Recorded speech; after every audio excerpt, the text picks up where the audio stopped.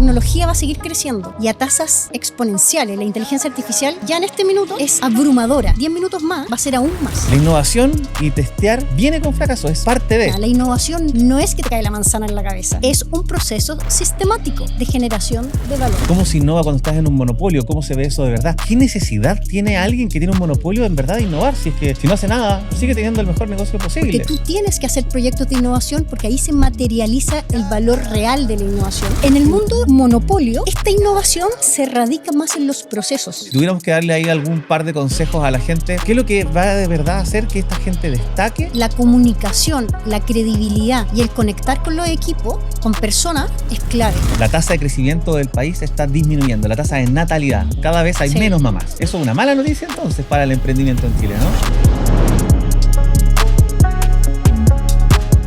Bienvenidos a todos a un nuevo capítulo de Work Hard, Work Smart. Mi nombre es Gert Findel y en cada uno de estos capítulos voy a estar trayendo diferentes líderes para hablar de tecnología, negocios y otras hierbas. En este capítulo en particular vamos a hablar de innovación. Y si creen que voy a hablar de post-its y frases motivacionales, están totalmente equivocados. Aquí vamos a hablar de temas reales, resultados y de todos los temas blandos que se necesitan para hacer que esto funcione. Antes de presentarle a nuestra invitada de hoy día, quiero agradecer una vez más a Acid Labs por facilitar este espacio. En el episodio de hoy nos acompaña Dani Samusic. Ella es una ingeniera comercial metida en el mundo de la innovación desde hace varios años. Pasó por Enel, Transbank y hoy día está en Sodimac a cargo de productividad, innovación y digitalización del negocio. Y además es presidente del Comité de Innovación de la Cámara de Comercio de Santiago. Eso sin dejar de lado que es docente en el mundo de la innovación en la UAI. Estoy encantado de tenerla hoy día conmigo porque una de sus frases es no solamente tener ideas locas, sino que de verdad preocuparse de impactar en la vida de la gente. Muy bienvenida, Danisa, a este nuevo capítulo de Work Hard, Work Smart. Perfecto. Primero, muchas gracias por la invitación. Yo soy ingeniera comercial. Vengo de una familia croata de emprendedores, es un dato importante. Y yo estudié ingeniería comercial y entré a un mundo de la distribución de energía. En su minuto era Chilectra, hoy día es Enel. Partí en el área comercial y ahí conocí por primera vez innovación, pero una innovación corporativa, una innovación que no era mucho de tecnología en ese minuto, sino de un proceso sistemático de búsqueda de soluciones ante problemas. Y en esa industria, era una industria regulada, un monopolio regulado, que yo decía, no cabe aquí mucho la innovación si no me preocupo quizás de encontrar nuevos mercados o de profundizar la experiencia con el cliente. Y me sorprendí porque efectivamente sí hay muchísimas oportunidades en los procesos. Y bueno, ahí fui líder de innovación, entré a la gerencia de innovación y conocí lo que significaba. Chilectra el 2008 ya hacía innovación corporativa y yo creo que era una de las pocas empresas a nivel nacional que tenía una metodología. Y luego emprendí, tomé mi cajita de herramientas y dije, ¿sabes qué? Quiero abordar un desafío de armar un área de innovación. Y Transbank estaba en ese minuto buscando un jefe de innovación. Y si ustedes analizan, en ese minuto Transbank estaba en una industria, en un monopolio. Otro monopolio, entonces. Otro monopolio. Entonces, la vida me fue forzando a esos desafíos bien, yo te diría, difíciles en ciertas restricciones de mercado. ¿Bien? Y entré a Transbank, armamos el área de innovación con toda la experiencia de esta sistematización corporativa que yo ya había vivido y nos fue bastante bien. Y ahí tuvimos éxitos y también tuve fracasos, que es parte, por lo menos para mí, en mi crecimiento son súper importantes contar esos fracasos, analizar esos fracasos y volverlos a aprendizajes. Y hoy en día me encuentro en Sodimac, en una industria totalmente, un mercado perfecto, no regulado, del día a día, donde la innovación la creamos, la co-creamos y el siguiente día voy a cualquier tienda y la veo viviendo de cara al cliente. Eso no me había pasado antes. Lo encuentro apasionante, de querer probar y probar en vivo y si te va bien, impactas a nivel nacional. Entonces, hoy día tengo un rol fui subgerente de innovación por 6 años y hoy día, hace poquito, el 1 de mayo, asumí un rol de gerente de productividad, que es un enlace directo al core del negocio, más la chapita de innovación y de digitalización. Mira, Eso ha sido... qué fuerte. Me quedo con varias partes de lo que dijiste, como cómo se innova cuando estás en un monopolio, cómo se ve eso de verdad. ¿Qué necesidad tiene alguien que tiene un monopolio en verdad de innovar? Si es que si no hace nada, sigue teniendo el mejor negocio posible. ¿Cuál es la mentalidad detrás de por qué innovar cuando uno tiene un monopolio? Es una muy buena pregunta porque me permite explicar algo que es clave para mí en la gestión de innovación corporativa. La gestión de innovación corporativa tiene una fórmula de la Coca-Cola. Esto es diseñar una estrategia, los focos de innovación, los mecanismos de ejecución de proyectos, porque tú tienes que hacer proyectos de innovación porque ahí se materializa el valor real de la innovación en una empresa. Y luego viene una capa de habilitadores, que es cómo yo mido la innovación, ya sea en EBITDA, impacto en algún KPI del negocio, y cómo la empiezo a difuminar en toda la compañía con capacitación, con una visión que tiene que cambiar en todos los tomadores de decisiones y cómo me conecto con el ecosistema. Bien, en el mundo monopolio, esta innovación se radica más en los procesos, más que en los desafíos de cara a ampliar el mercado o aumentar el market share, porque de cierta forma está cautivo. Pero tus procesos son tu desafío. Tú tienes que ser cada vez más ágil, quizás con tecnología o con redefiniciones de procesos con otra mirada, para hacer una compañía sostenible en el tiempo. Y sostenible tiene que ver con... Hay muchas variables que te cambian, exógenas a ti. El coronavirus es una.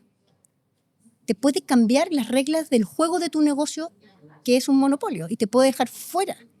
Entonces, Claro. a eso se dedica la innovación, de un músculo de estar constantemente anticipándose a futuros posibles para mantener la sostenibilidad del negocio, aun cuando un monopolio.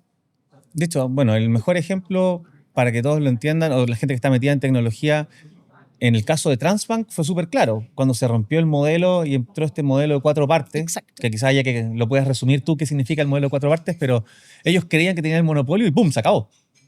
¿Cómo los ayudó, por ejemplo, tener su área de innovación preparada para resistir este escenario? Me imagino que ya se estaban preparando. Y no solo en ese minuto Transbank se estaba preparando con el área de innovación, sino que también con el área de tecnología y con el área de estrategia, de marketing. Transbank ahí tiene un área de marketing que tiene el rol de estrategia. Entonces esto se venía estudiando y se venía estudiando. El modelo 4 partes es bien... Expliquemos qué es el modelo de 4 partes. Es difícil de explicar, pero en definitiva el punto que quiero transmitir es que se liberaliza, entran más players en esto de la adquirencia.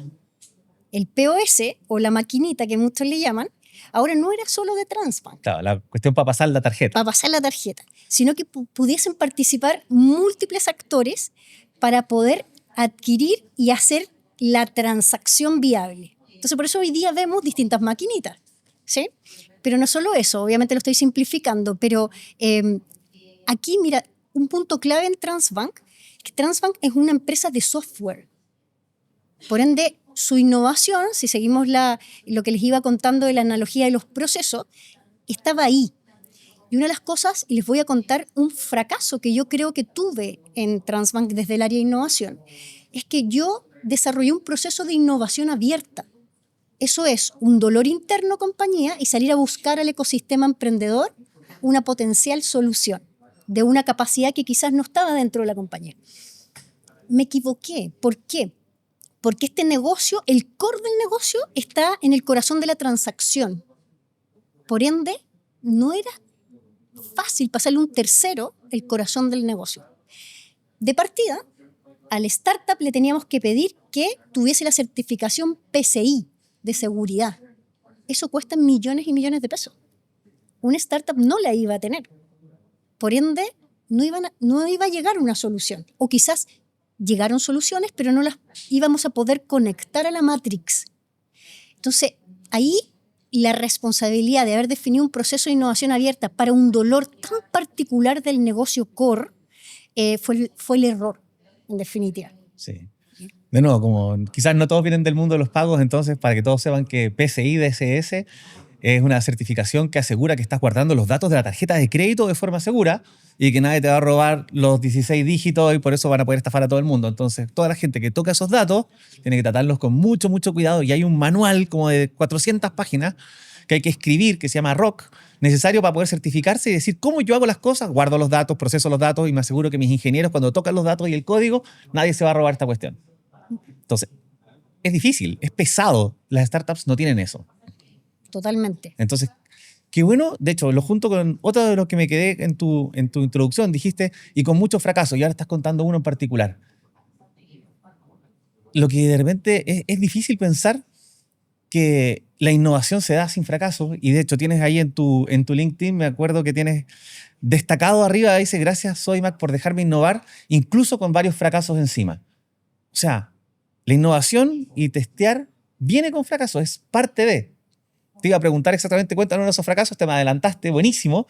Yo me imagino que hay varios más y yo creo que ahí es donde más se puede aprender. Pero quiero como contrastarlo con dos cosas que también dijiste. Una, dijiste, era líder de innovación, después jefe de innovación, después subgerente de innovación y ahora eres gerente de planificación. A nosotros nos presentó, creo que Tadashi Takaoka, que también está en el mundo de la innovación, estuvo en Metro y hoy día es consultor en innovación. Y no recuerdo si fue él u otro consultor en innovación que me dijo, ¿tú ves en las organizaciones qué tan importante es la innovación por el cargo que tiene la persona más alta en innovación? Entonces, si la persona que tiene el cargo con innovación más alto se llama jefe de innovación no es tan importante. Ahora, si hay un gerente de innovación, probablemente es muy importante. Eso hay que verlo dentro de un contexto, obviamente. Hubo un momento en que hubo una moda de la innovación y todos tenían gerencias de innovación y ponían puros post-it en todos lados y no hacían nada útil. Estoy diciendo hoy día después de que aprendieron y de verdad dijeron, ok, ¿qué tan importante es la innovación dentro de nuestra estructura, dentro de nuestro futuro? Entonces la vamos a posicionar a diferentes niveles.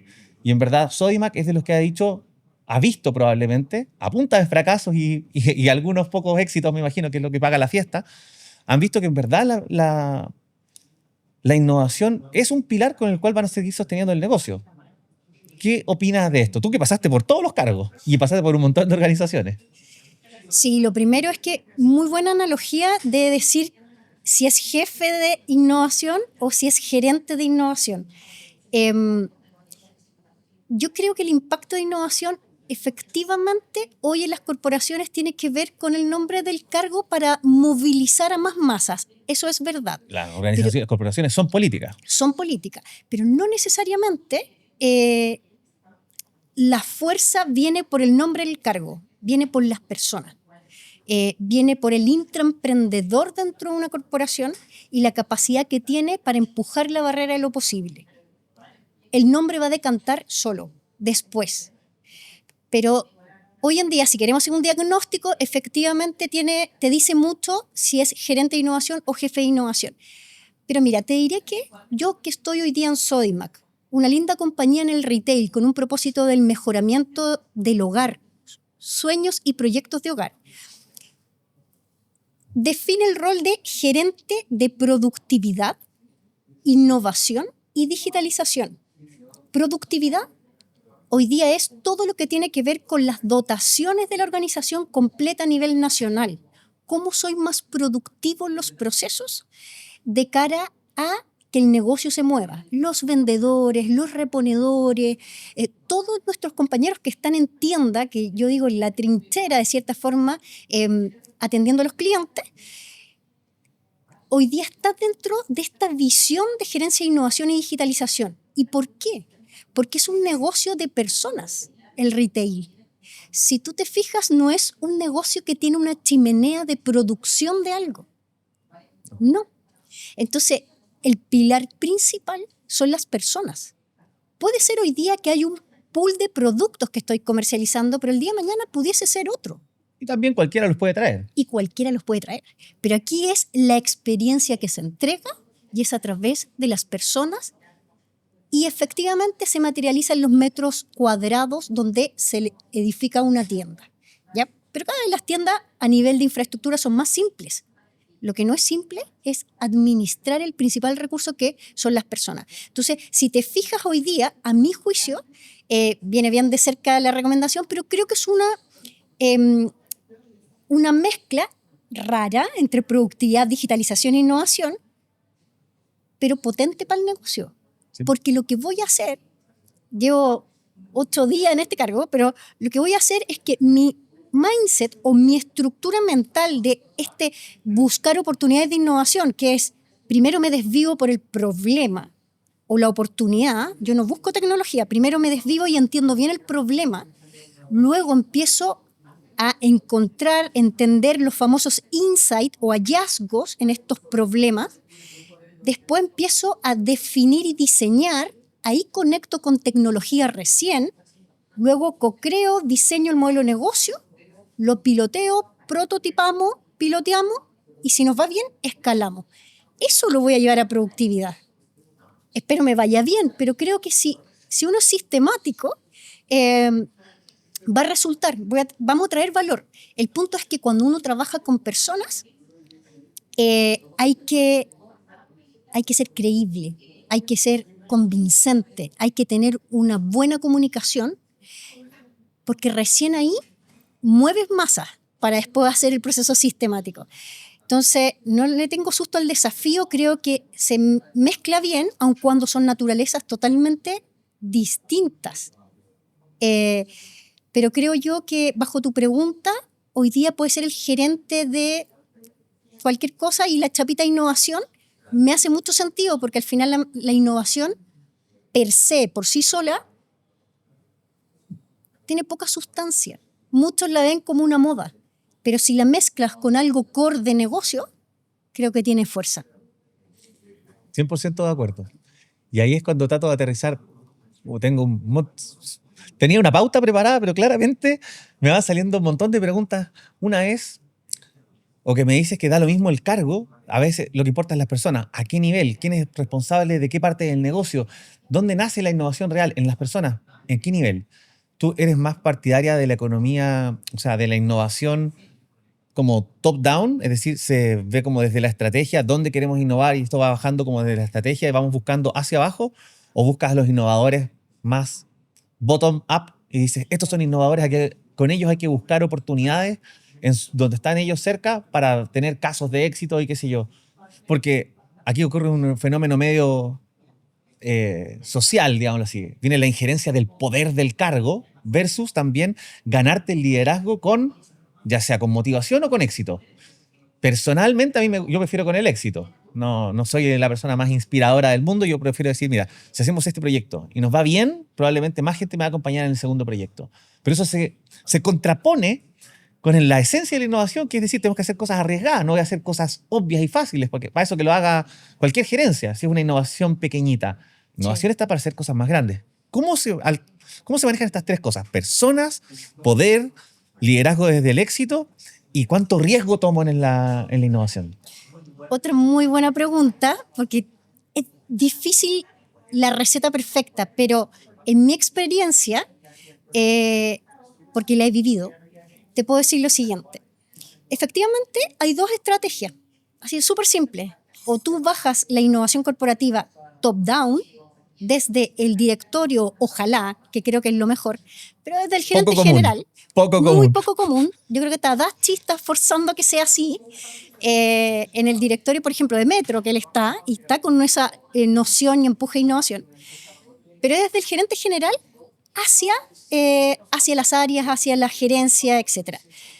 Y está el bottom-up, que efectivamente es a partir de las personas, de los niveles donde se ejecutan cosas, cómo se va convenciendo y contagiando el bichito de la innovación. Yo les diría que en Transbank empezamos bottom-up. Y esto es un diagnóstico que el gerente de innovación o líder de innovación tiene que tener. Lo primero que hay que fijarse es la cultura. ¿Cómo está la cultura? Si es una cultura propositiva, si es una cultura de arriesgarse, si es una cultura transversal, lo digo, no del área de innovación. Si es una cultura, por ejemplo, Transbank, cuando yo llegué, el 2016, 17, era primera, Great Place to Work, número 1. Entonces yo dije, check, cultura, la gente es propositiva, se trabaja en equipo, se vive bien el clima, perfecto. Segundo, una compañía de 700 personas. Era mucho más fácil un bottom-up. Y hoy día en Sodimac somos más de 10.000. Me moriría en el intento si empiezo bottom up, ¿ya? Entonces, en Transbank estaba la cultura, una compañía no tan grande a nivel de dotación, y lo otro que la jerarquía entre jefes o gerentes y el comité ejecutivo no era tan alta, no era tan grande. Estaban bien conectados. Y en ese sentido, ¿qué hicimos?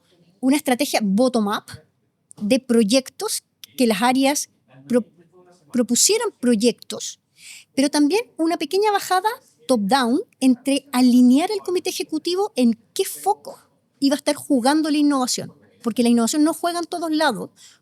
Puede, pero los recursos siempre son limitados, y más limitados que toda la gerencia. Queremos ir a la luna, pero en cohete de cartón. Pero podemos llegar, tenemos una capacidad, porque la capacidad está en las personas, en esta mentalidad. Entonces, hicimos una mezcla fuerte bottom-up de relevar proyectos de innovación y presentarlo directamente al comité ejecutivo en estos dos focos. Entonces fue bottom-up. En Sodimac no puedo hacer o no pude hacer bottom-up porque iba a generar mucha expectativa en 10.000 personas. Me iban a llegar muchas propuestas de solución o ideas o proyectos que yo no iba a ser capaz de cumplir con el equipo. Ni siquiera revisar. Ni siquiera hacer un mecanismo de incluso recibir tanta propuesta. Una cultura propositiva, sí, pero somos muchos. Entonces, partimos top-down netamente. Y top-down significa dos focos. Hoy día estamos en el foco de experiencia cliente en tienda física. La tienda física sigue teniendo relevancia en el retail, por más que el e-commerce ha crecido, pero el 80% está ahí del negocio. Y lo otro es la eficiencia en los procesos que impactan al cliente final. Yo tengo que ser rápida, eficiente y con la mayor experiencia de cara al cliente. Por ejemplo, el proceso de cajas de una tienda. Entonces, ahí partimos y estamos con proyectos que se presentan directo al comité ejecutivo y de ahí se bajan. Entonces, el gerente general de Sodimac está alineado, al igual que el directorio, de que hay un músculo que genera disrupción. Entonces, nos da visibilidad y credibilidad. Y podemos hacer. Por eso yo en esa publicación que tú mencionas, yo digo, gracias por dejarme innovar, porque gracias por ese espacio. Lo demás jugamos nosotros. Pero denme la oportunidad. Cuéntame más en detalle, porque yo lo encontré online. ¿Cuál es el ejemplo de esto que están innovando a nivel de cajas, por ejemplo, o de experiencia de cliente? Porque el cliente típico de Sodimac no piensa en la caja cuando dice su experiencia en Sodimac es ir y ver unas góndolas con tornillos o con alfombra o con lámpara. Y si es que tienes suerte, tu mayor interacción es como, preguntarle a alguien dónde están, no sé, el pasto artificial, o preguntarle a alguien cómo veo el precio de esta cuestión. Por suerte pasa así. Esa es la tecnología, como lo que la gente se imagina cuando va a Sodimac, probablemente. Pero los problemas están en otro lado. Yo te diría que los problemas están en todas partes, efectivamente, pero uno tiene que priorizar los problemas y sopesarlos. Uno aquí es experto en problemas. Como Doctor House, tenés que buscar dolores, y los dolores reales. A veces lo que te verbaliza el cliente no necesariamente es un dolor real porque no te lo supo verbalizar, ¿ya? Pero en cajas, por ejemplo, uno de los desafíos a nosotros es que el cliente salga sin fricción. ¿Bien? Uno pudiese pensar Amazon Go, Scan and Pay o Scan and Go. Tomo, escaneo, me voy y no paso por la cajita, no sé qué. Pero el cliente hoy día quiere un Scan and Go en la mente, pero cuando llega a la tienda, su reacción es sí pasa por la caja, sí quiere interactuar con el cajero. Sí, no pusimos y piloteamos Scan and Go, no prosperó. Entonces, aquí voy con esto, que el foco es mantener un proceso sin fricción, y si se fijan, Sodimac fue uno de los primeros retail, el 2012, en tener cajas self-checkout. Uno de los primeros, ahí búsquenlo. Esas cajas self-checkout, a diferencia del celular, el 2012, el iPhone ha cambiado una enormidad. Es otro. La caja self-checkout es casi la misma. Entonces, no es la tecnología los clientes no nos están exigiendo cambiar la tecnología. Al iPhone sí le exigimos, para todo hacer aquí todo. Pero la caja self-checkout no. El cliente lo que más demanda es rapidez, es simpleza, no que tener que poner la bolsa, que la balanza, que se me traba, que no sé. Esos son los dolores.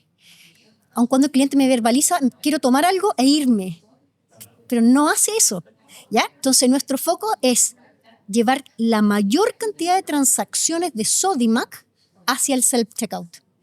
Y los cajeros, nuestros compañeros, personas carne y huesos, adivinen dónde van, dónde se posicionan en esta cancha nuevamente. Esto es como Messi. Se van de 10, se van a la venta. Entonces, hoy día el proceso de cajas lo hago sin fricción, con tecnología, y la dotación de cajas se pone a disposición de la venta en los pasillos, de la asesoría. De la asesoría, exactamente.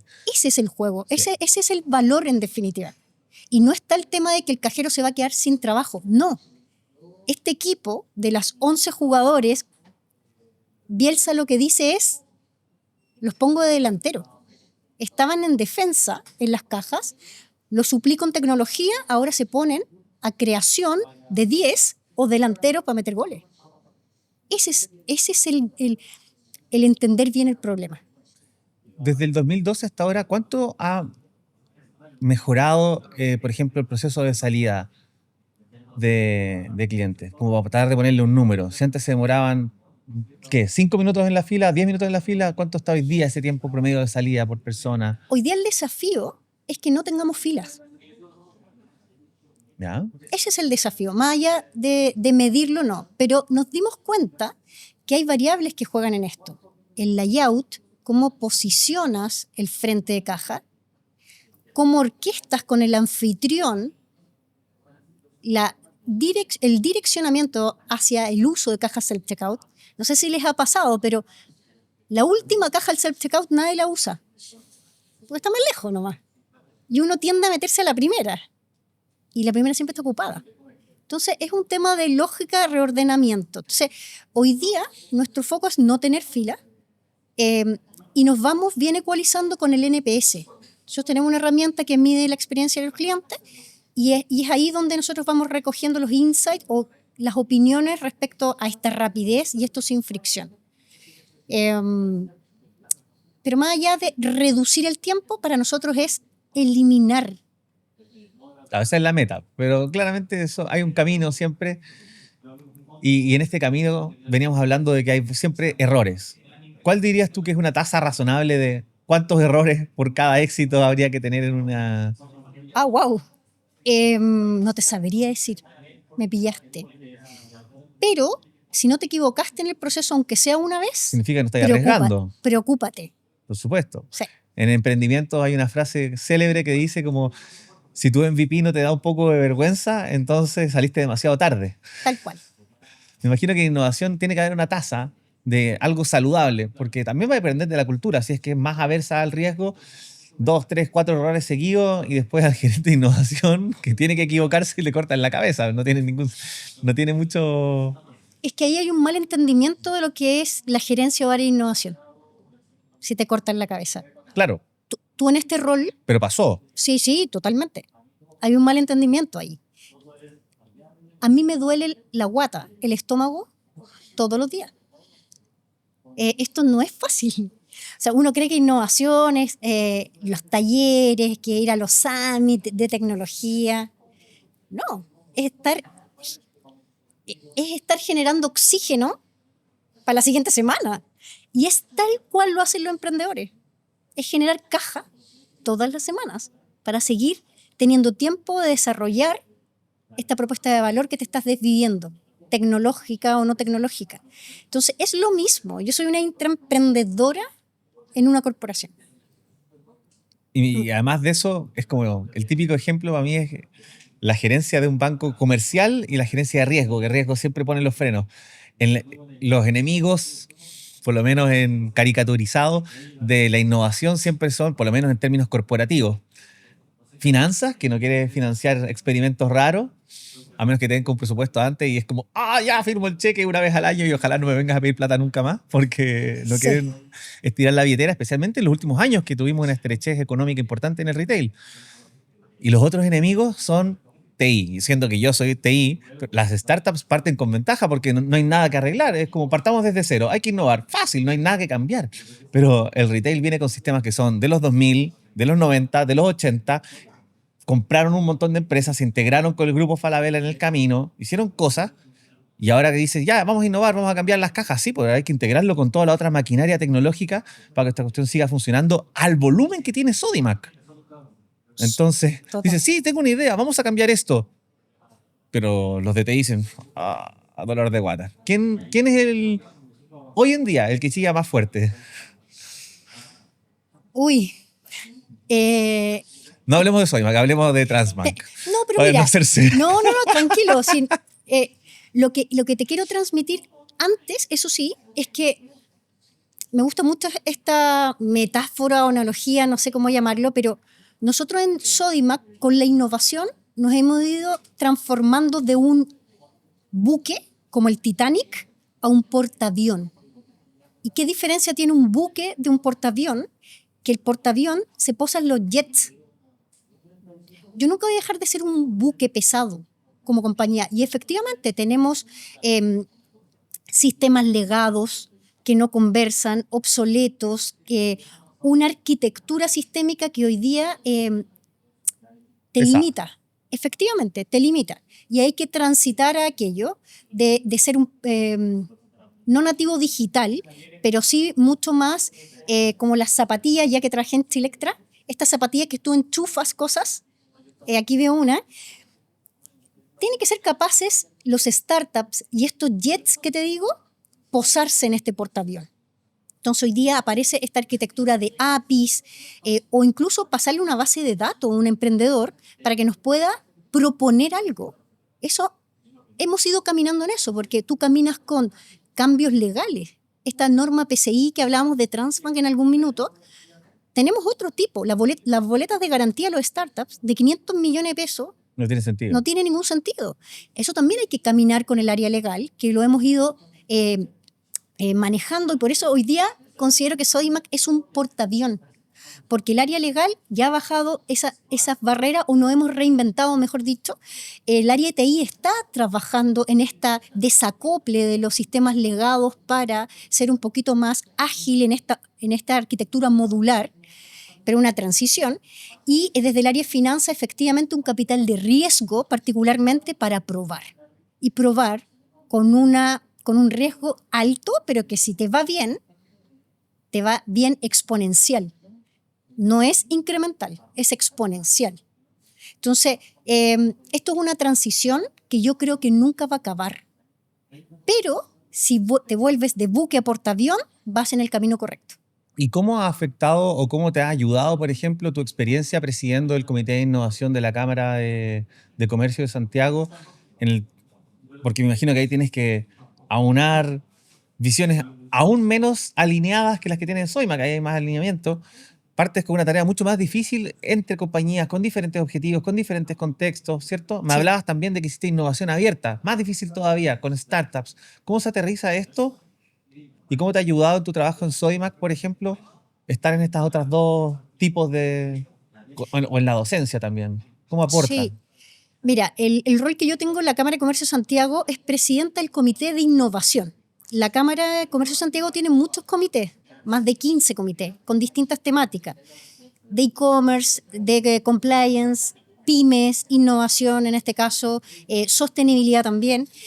Y en este rol, lo que hemos definido, y la Cámara lo ha entendido súper bien, es que tenemos que conectar con el ecosistema de pymes y emprendedores. Hoy día la Cámara permite ciertos registros o ciertos inscritos como socios a startups. Ya es un cambio brutal, qué importante tenerlos en esta matriz productiva que hoy día el emprendimiento para mí y las startups cumplen un rol fundamental. ¿Y qué es lo que tuvimos en un principio en este comité? 3 focos bien relevantes. El primero es nivelar conocimiento, que todos entendamos lo que significa una gestión corporativa de innovación y para qué sirve la innovación y cómo pudiésemos llevar el empuje de unificación de miradas en las industrias a elevar el nivel país en innovación. Innovación me refiero a generar valor en todo sentido. ¿Ya? Entonces, primero definimos eso, nivelamos conocimiento. Segundo, el cómo a partir de este conocimiento, know-how que hay en este comité, empezamos a sacar herramientas para los que vienen más atrás, no se caigan en lo que nos caímos nosotros. Que el fracaso sea parte, pero un fracaso que te permita saltar 2 escalones y no atrasarte, porque nos falta velocidad en la generación de valor. Entonces, En la generación de valor.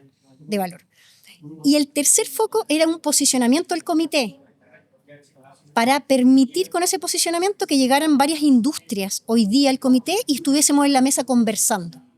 Hoy día está Copec, está Farmacia Ahumada, está Salcobrand, está Falabella, está Mallplaza, está Sodimac. Y no quiero ser injusta si no los nombro a todos, pero está toda la industria a nivel nacional. Ya eso es un gran paso. Y hoy día, que estamos en un año de elecciones presidenciales, lo que queremos es plasmar visiones de innovación en un documento y la Cámara, que es un vaso comunicante al mundo público y privado, pudiese ser este vaso comunicante en transmitir a estos futuros presidentes o potenciales postulantes lo que hoy día se está pensando en innovación, también desde el mundo corporativo. Yo creo que eso, quizá ustedes me dicen, es poco, Ani, siéntate con el presidente y conversa. No, esto es político y esto hay que avanzarlo desde ya. Y así es como hay que, de cierta forma, están plasmados estos protocolos y la Cámara nos puede ayudar muchísimo en eso. Y yo creo que unificar criterios y un empuje focalizado es el éxito de este comité. ¿Qué tan grande es el comité? ¿Y qué tan, bueno, me nombraste varias empresas grandes también, pero yo me imagino que esto se condice en que la Cámara ha abierto en los últimos años, o sea, hace 20 años eran solamente las grandes empresas de Chile, hoy día hay startups, nosotros estamos en la Cámara de Comercio porque ayudamos a varias, en particular con los temas del Cyber Monday y todos los cibereventos donde hay harto tráfico, nosotros estamos más en el mundo online como Acid Labs, pero como tú dices, hay mucho que está todavía en el offline. Y la pregunta es, ¿cómo se mueve? ¿Cuáles son las dinámicas dentro de este comité de innovación? Siendo que hay gente como estas grandes empresas, startups, y hay gente más old school, digámoslo así, y también hay toda una nueva generación de gente que viene con otra cabeza. O sea, hoy día la gente que viene entrando, nuestra audiencia hoy día, que son ejecutivos quizás un poco más juniors, que quieren llegar a los cambios de gerencia, también vienen con una mentalidad donde no solamente son nativos digitales, son casi que IA digitales, IA nativos. O sea, para todo, hoy día hasta para comer chicle y caminar ocupan ChatGPT. Tal cual. Yo te diría que es un trade-off entre lo técnico, es un juego, esto hay que ir adaptándose en un equilibrio entre lo técnico, porque muchos de los emprendedores hoy día saben una enormidad en lo técnico. Le sacaron lustre a esa fortaleza, pero a un zapatito de charol que brilla mucho, mucho, mucho. Pero lo que no hay que olvidar es que uno también tiene que desarrollar la habilidad política, comunicacional y el de convencer. Muchas veces puede tener la fórmula completa, técnicamente hablando, espectacular, pero si no convences al tomador de decisión, eso no existe. No existe. Entonces, hay que desarrollar esas dos habilidades y yo creo que en este comité tenemos ambos mundos. Entonces, mi rol con el rol de los que presidimos el comité es orquestar estos dos mundos, que se junten, porque juntos es mucho más potente. Y eso lo hemos ido haciendo. Tenemos startups dentro del comité que hay opiniones mucho más, yo les digo, kamikaze, vamos con todo, y hay opiniones que son mucho más tradicionales o conservadoras y que buscamos un término medio. Y ese término medio es el mejor término. Es lo mejor que podemos sacar. Entonces, a mí me encanta que estén esas dos miradas. Y lo mismo pasa en un emprendimiento, en los accionistas o en los socios. Debe existir lo técnico, pero debe existir también un manejo de negociación, de política y de comunicación para que esto prospere. Me dijiste ahí algo y quisiera como tratar de bajarlo más a tierra. Dime 2 o 3 lecciones que hayas aprendido como del mundo startup que te hayas llevado de vuelta al corporativo para que evitar que, no sé, que algunos pilotos terminen en la morgue en 6 meses o para que las cosas de verdad salgan un poquito más rápido a la luz.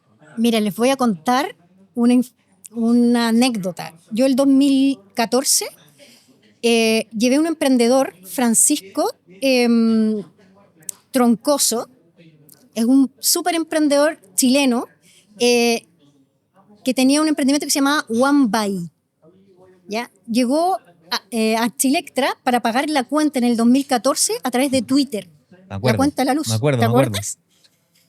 Fuimos a Transbank, yo desde el rol de Chilectra, a ver cómo lo podíamos hacer, porque tenía que haber una transacción y Transbank tenía que ser una pasarela de pago, en definitiva, en esa comunicación, en el mensaje de Twitter en su minuto. Y tengo una reunión en el comité ejecutivo con el emprendedor para contarle al comité ejecutivo de Chilectra en ese minuto, y llegó con zapatilla, con polera, no me acuerdo si con short, les mentiría. Con chala. Claro, vamos a exagerar. Y a mí me dicen los ejecutivos, no puede entrar, o sea, no puede entrar a la reunión. Y ya ahí, fíjense, ni siquiera había presentado la propuesta de valor. Y ya había un rechazo. Entonces, ¿qué aprendí de esa lección? De que uno también se tiene que, de cierta forma, entender un poco el contexto para habilitar con ciertas cosas, quizás no llegar con corbata ni con tan formal, pero en término medio, para que recién te habiliten a contar lo que quieres traer o a tu propuesta de valor, a contar tu propuesta de valor. Entonces, te diría que en el mundo startup he aprendido a esa disrupción, ese atrevimiento de romper paradigmas tradicionales que muchas veces no sirven para nada. Si da lo mismo que llegue un zapatillo o no hoy día que hemos transitado con todo esto, daba lo mismo en ese minuto, pero bloqueó el avance. Eso es por un lado de los startups. Por otro lado, del mundo corporativo que veo desde esta vereda, cuando me proponen cosas los startups, es el hecho de que el startup le falta un negociador, un comunicador con los drivers y con los tiempos, timing del mundo corporativo. Eso muchas veces, si no lo enganchas al principio, tampoco entras a profundizar en la propuesta de valor y no prosperas. Son pequeños tips que he notado que si se mejoran, este matrimonio entre una corporación y una startup funciona perfecto en el futuro. Porque es un matrimonio, son mundos distintos. Es un hombre y una mujer. Y hoy día, en el portafolio de Sodimac de innovación, todos los proyectos son con startups. Todos. De inteligencia artificial, de asesorías y de procesamiento de imágenes en tiendas, también con startups. Me contaste, estas 2 anécdotas son cosas que las startups deben cambiar para hacer mejor fit con el corporativo. ¿Qué cosas, en tu experiencia, has aprendido de la startup que te has llevado tú a lo corporativo? ¿Qué cambio ha pasado en el corporativo que tú dijiste, este es un cambio que tenemos que adoptar nosotros? Esto es una buena práctica de las startups que en el corporativo no tenemos. Y es con otra, a mí me gusta contar anécdotas para que vean que lo hicimos realidad, no una cuestión que soñé y se las cuento y que lo pienso, pero llega pandemia, cierran las tiendas Sodimac, las personas que salían de sus casas a atender a las tiendas era un acto de fe, porque te ibas a contagiar. Había grupo de riesgo de los vendedores que no podían salir de sus casas a vender y se sabían de memoria la tienda. Y una startup, en febrero, me presenta una videollamada con un botón. Coloca este botón, este widget, en la web Sodimac y se activa una videollamada y atiendes a un cliente. A mí me iban a matar si yo presentaba eso, porque el jefe de experiencia cliente me va a decir, ¿y quién contesta? Eso fue en febrero. Ya había partido la pandemia en China. Llega marzo, nos encerramos, se cierran las tiendas y se me viene a la cabeza esto. El startup, una videollamada, y que el vendedor esté en su casa direccionando al cliente que está en la tienda. Listo. ¿Y sabes lo que me enseñó ese emprendedor? Lo llamé a las 10 de la noche y le dije, hazme una demo para presentarlo al comité ejecutivo. Me salté 10 pueblos, o sea, me salté mi jefe, varias estructuras jerárquicas. Y como había un comité de riesgo, yo le dije, hazme un video para ver cómo esto vive. Invéntalo tú. Me hizo el video esa misma noche. Yo hago un video, me demoro, bueno, ahora con toda la inteligencia artificial me demoro poco, pero en ese minuto me hubiese demorado 1 semana, 2 semanas, 3 semanas. Él lo hizo en 1 hora y lo presenté. Y empezó a cuajar y dije, pruébalo, Dani, pruébalo, dale. Es que tenemos que probar. En este minuto no sabemos ni siquiera qué va a pasar la próxima semana. Eso para mí es clave. Convencer con algo concreto que tampoco es lo perfecto. Lo perfecto enemigo de lo bueno. Pero te hace acreedor de una credibilidad para avanzar impresionante en el corporativo. Entonces tienes que ver para creer, aunque sea en chiquitito. Esa capacidad de reaccionar rápido es la que yo intento hacer en el corporativo. Es muy difícil, porque existe burocracia, existen áreas que ojalá todo dependiera de mí porque el equipo avanza, pero en el corporativo tú dependes del comercial, del DTI, de auditoría, que te frenan un poco y no están en tu misma página muchas veces, o te aceleran, pero nunca es tan fácil como hacer un video en 1 hora. O sea, claro. Ahora, ¿es propio también de que una organización de 2 personas va a andar más rápido que una organización de 1000 personas? Eso nunca le va a poder ganar. Pero sí el tema de la cultura de la velocidad, la cultura de, ok, entreguemos algo imperfecto, pero entreguémoslo rápido. Lo importante es salir al mercado y ver si lo que vamos a hacer funciona o no, porque al final de cuentas, mientras más te demores, más inviertes en tu prototipo, en lo que sea, y al de finanzas no le gusta, y al de TI no le gusta, y al jefe tampoco le gusta. Entonces se trata de probar rápido. Si tuviéramos que darle ahí algún par de consejos a la gente en innovación, en comercial, a todos los talentos, a todos los ejecutivos jóvenes que están hoy día en corporaciones como las que tú misma mencionaste, como un Enel, como un Entel, como un Falabella, ¿qué es lo que tienen que hoy día hacer ellos para estar más sintonizados con la vibra de la innovación, con la digitalización? ¿Qué es lo que va de verdad a hacer que esta gente destaque y digan, sí, este es un player que puede ser un agente de cambio en su organización? Yo te diría que son varias como habilidades. Yo creo que la primera es conectar. Solo no lo vais a hacer. Entonces tú tenés que la comunicación, la credibilidad y el conectar con los equipos, con personas, es clave. Eso es lo primero. Lo segundo es lo técnico. Hazte bueno en algo particular. Serlo y parecerlo.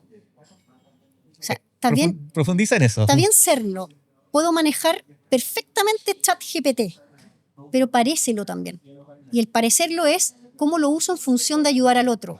Cómo lo uso. Que los otros también se den cuenta que tú eres experto en ChatGPT, pero también generas valor con otros, con aquello.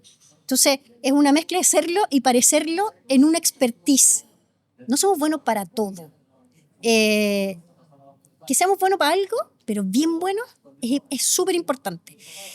Y lo tercero ya, voy a citar a Séneca, de hace muchos años, pero este filósofo decía que la suerte es donde conjuga la oportunidad con la preparación. Estén siempre preparados. Nunca digan, yo quiero ser gerente ya, quiero ser o subgerente y tengo 3 años en una compañía y no me he movido de este lugar. Lo que tú tienes que hacer es prepararte constantemente, estar alimentando tu curiosidad constantemente, no solo en un tema particular, sino que en todo lo que pueda influenciar ese tema, y la oportunidad se va a presentar, pero tú tienes que verla. Y el verla es el estar atento a cómo se está moviendo el entorno, en lo político, en lo social, en cómo se toman las decisiones, en cómo la compañía está tomando decisiones dentro de su mercado, o fuera, o cómo está la industria.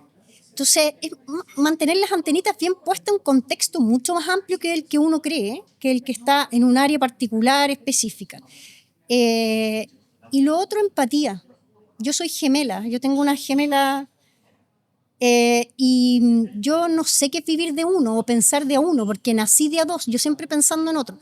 Hoy día, que tengo 41 años, me doy cuenta que es una habilidad, te diré. El estar conectado a otro o anticiparte a lo que pudiese estar pensando el otro. Las cosas se consiguen por persona, la tecnología va a seguir creciendo y a tasas exponenciales. La inteligencia artificial ya en este minuto es abrumadora. 10 minutos más va a ser aún más. Así de rápido. Pero las cosas se humanizan y siempre pasan por las personas. Entonces, no hay que olvidar eso. Vámonos a algo incluso más concreto. ¿Cómo se hace eso de humanizar? Yo que soy del otro extremo, yo soy de las personas ultra introvertidas, igual tengo una familia gigante, somos 5 hermanos y todo el cuento, pero siendo súper honesto, la empatía nunca fue una de mis fuertes. Creo que tuve que ponerle mucho trabajo para llegar al paupérrimo lugar donde estoy hoy día. Y en verdad, tengo una forma de hacer las cosas, tengo unos frameworks. Entonces, si tú dijeras, ok, ¿cómo se ejercita esto? ¿Cuáles son las preguntas concretas que tú te gustaría ver que te haga la gente que trabaja contigo para de verdad entender que esa persona se interesa por el contexto de emprendimiento de la compañía? ¿Qué es lo que te pregunta una persona que tú dices, este de verdad le interesa, este no? Primero, la ambición que uno tiene o el propósito que uno tiene. Yo estoy segura que, sin conocerte mucho, el conectar y estar haciendo este podcast con varias personas, tú tenías un propósito. Tú tienes un propósito de querer aportar en el mundo de la innovación o en el mundo de generación de valor en el emprendimiento. Ya haciendo esta actividad, tú estás generando valor no solo para ti, sino que para que se nivele en los que nos están escuchando contenido de innovación o de emprendimiento, ¿ya? Entonces, lo primero es entender el propósito individual del otro.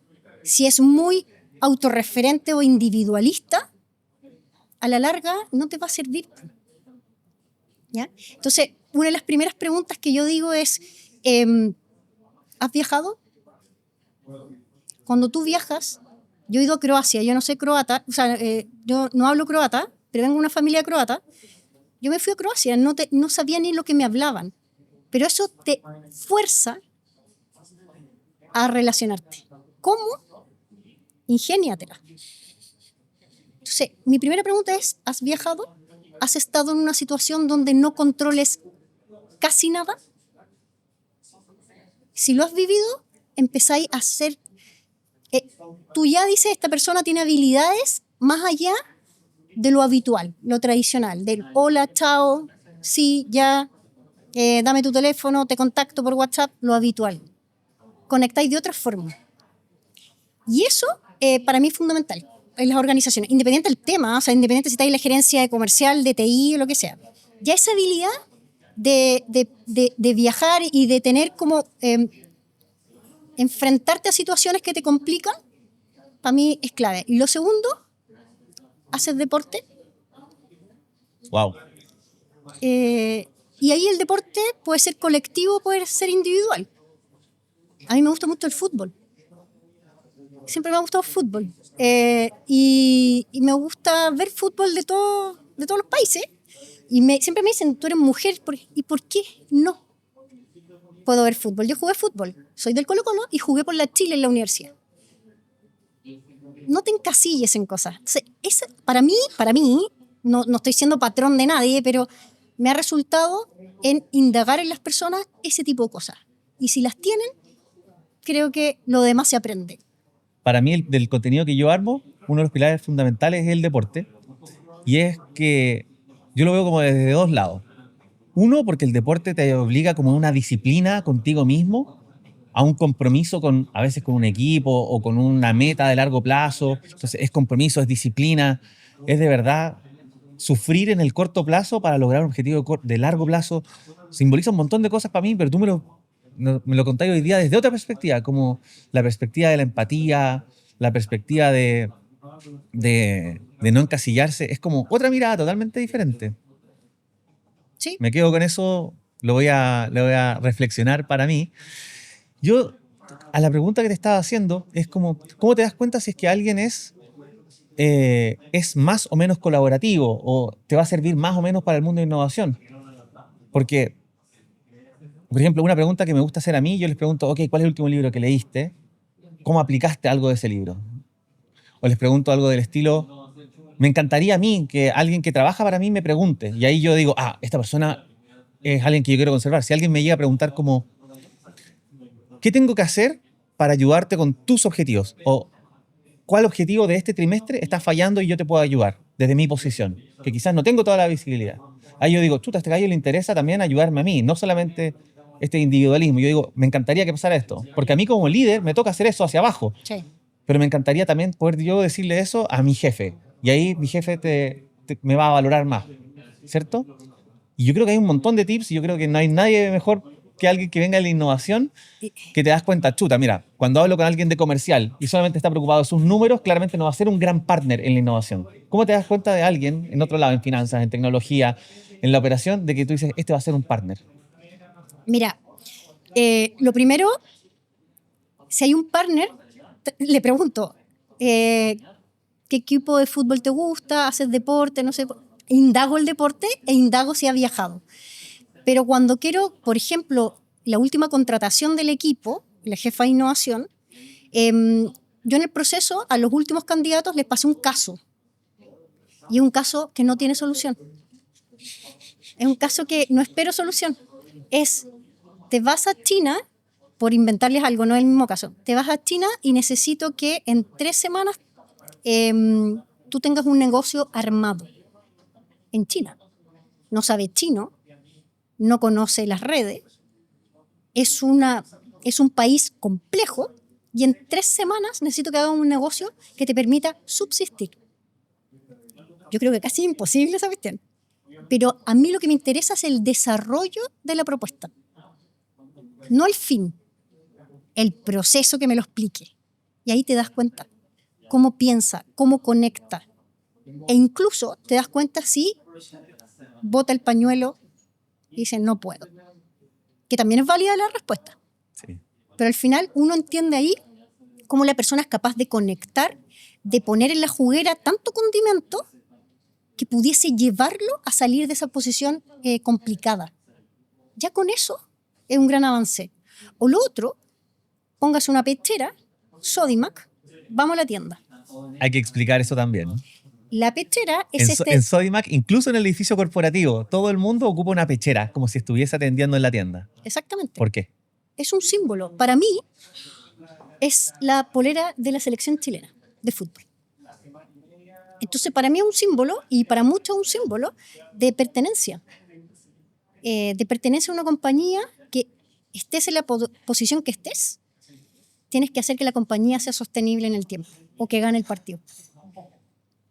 Sí, una lleva a la otra en todo caso. Totalmente. O inviertes hoy día para ganar plata después o ganas hoy día para aguantar los malos ratos en función de cómo sea la industria, efectivamente. Y desde tu posición, están pasando tantas cuestiones. Hablaste de la pandemia, hablamos del cambio de la tecnología, lo de la inteligencia artificial, que no hemos profundizado lo suficiente, pero quiero saber, antes de pasar a eso, ¿qué tipo de cosas a ti te mantienen despierta hasta las 2 de la mañana? ¿Qué son esas cosas que dicen, chuta, esto es lo que en verdad me desvela hoy día? Quizás se sorprendan con mi respuesta, pero lo voy a decir igual. Ser mamá. Mis niñas, mi familia. ¿Ya? Y en lo laboral, si pudiese ser una reunión que tengo que cumplir, pero creo que para mí, fíjense que en mi rol actual, yo no me puedo desprender de ser mamá. Y a mí me quedó una frase bien marcada del Papa Francisco, que dice, se juntó con una presidenta de un país que no dijo el nombre, y le dice, presidenta, ¿cómo usted abordó la pobreza? ¿Subió ciertos indicadores o subió ciertos estándares de calidad de vida de la población? Y ella responde, como lo hacen las mamás. El Papa falleció sin saber qué significaba. Y él lo dijo, quizás no me dé cuenta nunca, pero hay algo en esa frase que tienen las mujeres que efectivamente hacen que las cosas sucedan. No voy a indagar de entre peleas de género, pero yo te diría que a mí lo que me desvive es mi familia, pero el trabajo es parte de mi día a día. Entonces, de cierta forma, el ser mamá también desarrolla habilidades que yo puedo plasmar en el trabajo. Esto de multifacética, el del sacrificio, el del no dormir y estar en una reunión súper atenta el otro día, te hacen ser una persona íntegra, de cierta forma. Y si tú estás bien, serlo y parecerlo, en el trabajo las cosas van a funcionar. Si esto es de ser sistemático, es de disciplina. La innovación no es que te cae la manzana en la cabeza. es un proceso sistemático de generación de valor. Estamos en un momento, hace poco salió un estudio del INE, el Instituto Nacional de Estadística de Chile, que la tasa de crecimiento del país está disminuyendo, la tasa de natalidad. Cada vez hay Sí. menos mamás. Eso es una mala noticia entonces para el emprendimiento en Chile, ¿no? Depende de dónde se mire que sea una mala noticia. No es tan alentadora, sí. Es un privilegio las que podemos ser mamá, para mí un privilegio súper desafiante. Es caóticamente hermoso, pero es caótico. Pero sí, pudiese mermar ciertas habilidades que te saca y te fuerza a ser mamá.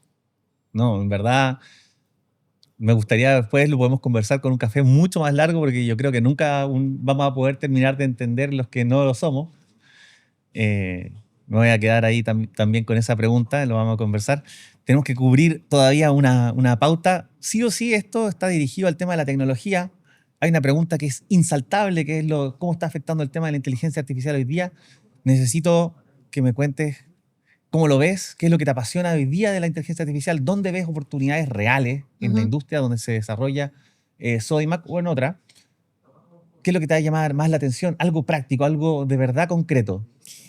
Mira, hoy día estamos en un proceso de armar un comité de inteligencia artificial. Creo que es sumamente necesario una mesa multidisciplinaria en las organizaciones y armar una estrategia de inteligencia artificial en las corporaciones. ¿Por qué? Porque hay 3 tracks súper relevantes. El primero tiene que ver con gobernanza. Gobernanza de cómo vamos a utilizar las herramientas ya disponibles de inteligencia artificial. ¿Por qué? Porque hay riesgos de manejo y fuga de información, información estratégica para la toma de decisiones.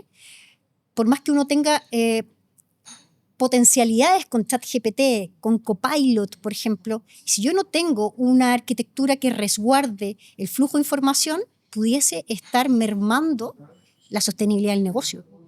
Y a la vez también las inteligencias artificiales, y particularmente me voy a ir al caso de los agentes, pudiesen mermar la reputación de una organización o una marca. Porque un agente hoy día se entrena, pero también alucina y pudiese responder cosas que no están acordes a lo que la empresa o la propuesta de valor se ha creado hasta el minuto. Entonces, la primera parte de gobernanza creo que es relevante. Está muy ligada al accionar de legal, ¿ya? Y de arquitectura sistémica para el resguardo de información. El otro tema es la generación de proyectos con inteligencia artificial.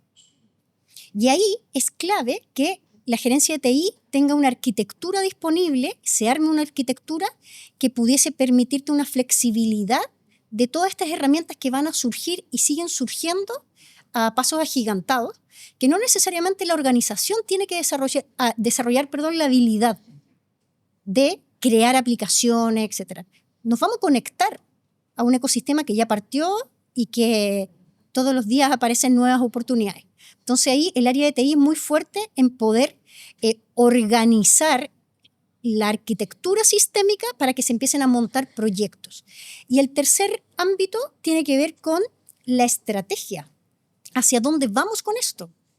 Y yo lo que veo hoy día en el retail es que la inteligencia artificial nos puede ayudar muy fuerte. Por ahora veo dos vetas. La primera es la asesoría en tienda, la asesoría multifacética que apoye a los vendedores o que el mismo cliente pueda tener una asesoría holística en el proyecto de hogar. No estando en la tienda, estando en su casa o estando en la tienda donde sea, pero no voy a comprar el clavo, como me decías tú al inicio. Voy a comprar el quincho de mi casa. ¿Sí? Entonces, en eso veo potente la ayuda de la inteligencia artificial y lo otro, los procesos. ¿Cómo hacemos procesos más cortos, más eficientes para movernos más rápido?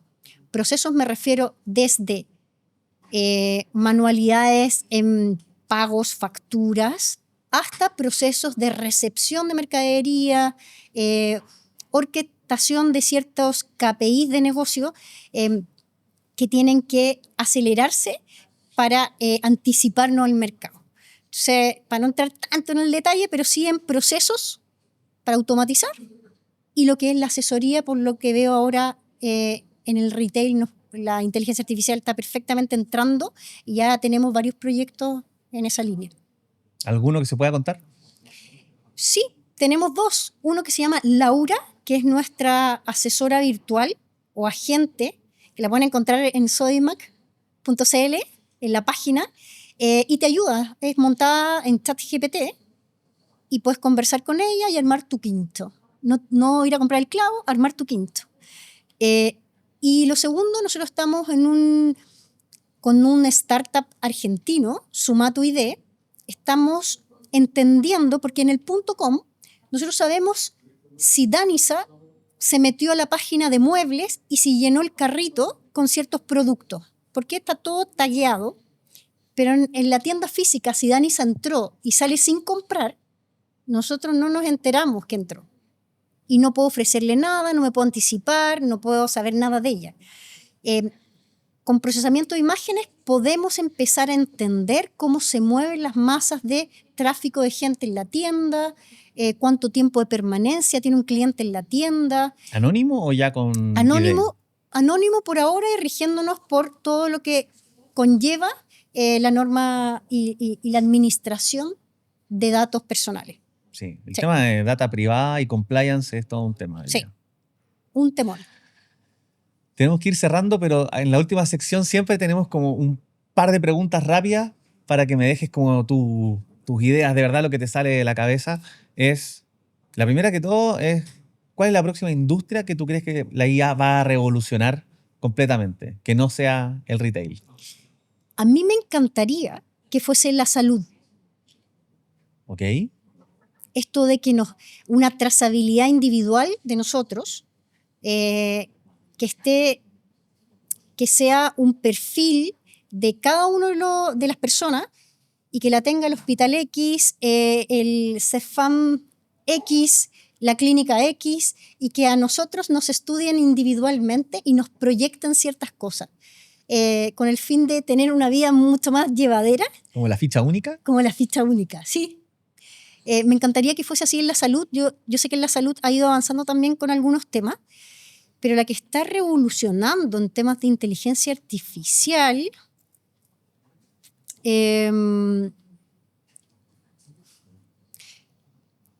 otra infidencia. A mí me apasiona el tema de lo que está haciendo Elon Musk. Yo tengo un Tesla. Hoy día está lloviendo. Ronció el auto y yo no tengo freno de mano en el auto. El algoritmo entendió que tenía que roncear un poco para tomar una curva de lluvia y yo no hice absolutamente nada. No choqué tampoco. Me apasiona esto de la predicción y de automatización en cosas que ya en un futuro yo creo que la industria automotriz no va a tener chofer, casi que no tiene, y va a ser un metro por las calles. Como estas películas futuristas. Sí, y eso nos facilita un poco la vida, pero te diré que va a disrumpir en todas las industrias. No sé quién la lidera hoy día con inteligencia artificial, pero creo que tiene que ser súper responsable la aplicación de inteligencia artificial en todas las industrias, súper responsable en cómo la usamos y para qué la usamos. Por eso dije la salud y la movilidad, que hoy día me asombró un poco esto de venir manejando y que... Un ejemplo real, aplicado, que te tocó ahora en la mañana. Un ejemplo que me tocó en la mañana, de cómo alguien que no fui yo, que iba manejando, interpretó una situación por mí. Volviendo a lo de innovación, un consejo, 30 segundos, un consejo de alguien que viene asumiendo su primera posición o su segunda posición de liderazgo dentro de un área de innovación. Wow. Mucha paciencia, mucha escucha, mucha observación. A mí lo que me está pasando hoy día es, me siento un poco abrumada porque uno tiene que ir respondiendo a los desafíos rápido, ir mostrando cosas. Y cuando tú no conoces del todo la situación y no estás muy familiarizado con cosas, es difícil tomar decisiones. Creo que hoy día, el desafío es escuchar rápido, observar rápido, adaptarse y sí tomar decisiones. aun cuando no esté todo controlado, que te siga doliendo un poco la guata nomás, pero siempre responsable, con la mayor responsabilidad posible en el impacto en otros y en el impacto en ti también. No sé si hay una receta para esto, pero sé que a la larga pasan los días y uno se va acostumbrando, se va acomodando al cargo, pero solo no puedes. Así que tienes que observar, tienes que generar relaciones, tienes que aprender humildemente y ciertas decisiones las tienes que tomar aun cuando no tengas toda la información, pero sí la responsabilidad en el impacto que estás generando con esa decisión, por lo menos. Es abrumador ir creciendo en la organización. Es bastante abrumador porque es más solitario. Claro, eso es quizás el lado B que nunca hemos explorado en una conversación aquí. Siempre escuchamos como todos tienen la ambición, los que están escuchando. La audiencia de este podcast es efectivamente estos ejecutivos jóvenes que quieren tener una posición como la tuya, pero no se escucha el lado B, que es solitario, es abrumador, da miedo y el miedo no se quita. No, pero que juegue a tu favor, que no te paralice. Y lo otro que te diré que uno siempre tiene que buscar oxígeno, recuerden. Los quick wins en el corto plazo. Porque eso te va habilitando el poder después manejarte de mejor forma y generando credibilidad. Pero es difícil, es súper difícil. Y el otro consejo es tiempo al tiempo. Yo hoy día tengo 41 años y creo que haber asumido un cargo de gerenta antes hubiese sido un error. De verdad que la vida es corta. Después de los 40... Y las nuevas generaciones están cada vez más apuradas. Exactamente. En estas charlas con el equipo nuevo, un chico me dijo, yo en 1 año y medio más me voy de aquí. Y le digo, están las puertas abiertas, da lo mejor posible en este año y medio, pero en ese año y medio, lamentablemente, no vas a meter el gol. Especialmente en innovación. Especialmente en innovación. Entonces te vas a ir sin meter un gol. Y le mandé a leer Outlier, el libro, fuera de serie. Muy bueno. Porque las personas tienen éxito y que no necesariamente el éxito es por lo que uno hace, sino que por cosas exógenas que van sucediendo a tu alrededor.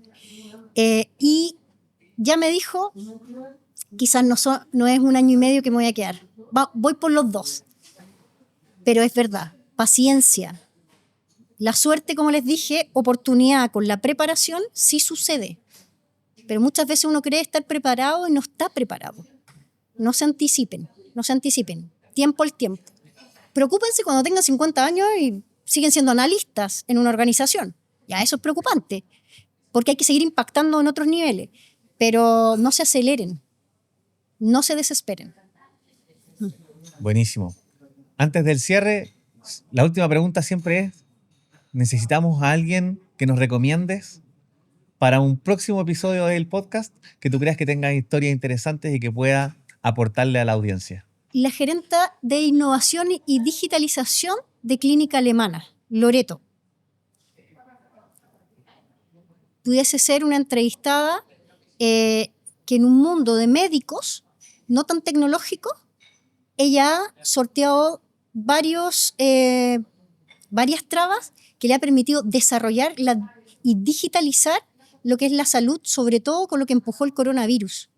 Esto de la telemedicina y muchas otras aplicaciones. Yo les diría que Loreto pudiese ser una buena entrevistada. Excelente. En verdad no hemos tenido todavía a nadie del mundo de la salud. Estoy súper interesado en entrevistar a alguien que en verdad tenga información de lo que pasó durante el coronavirus. Ahí yo creo que hay un montón de historias que nadie sabe. Le gustaría escuchar aquí. Estoy seguro que también tiene un montón de experiencias y anécdotas de cómo ha hecho que cambie un mundo tan tradicional y tan a la segura, anti-innovación como la salud. Tal cual. Nada, eso ha sido hoy día el capítulo de Work Hard, Work Smart. Muchas gracias, Danisa, por venir, hacerte el tiempo y compartir con nuestra audiencia cómo se está construyendo hoy día la innovación en Sodimac y en Chile. Muchas gracias por la invitación y espero haber dejado, aunque sea un inception en sus cabezas, de esta motivación de generar valor, estén donde estén. Muchas gracias a todos los que se quedaron hasta el final de este episodio de Work Hard, Work Smart. Muchas gracias también a nuestra invitada Danisa por dejarnos a alguien recomendado para entrevistar en el próximo capítulo. No se olviden de comentar ustedes también a quién les gustaría tener en el próximo capítulo de este podcast. No olviden dejar sus comentarios, no olviden suscribirse y nos vemos en el próximo capítulo. Chao, chao.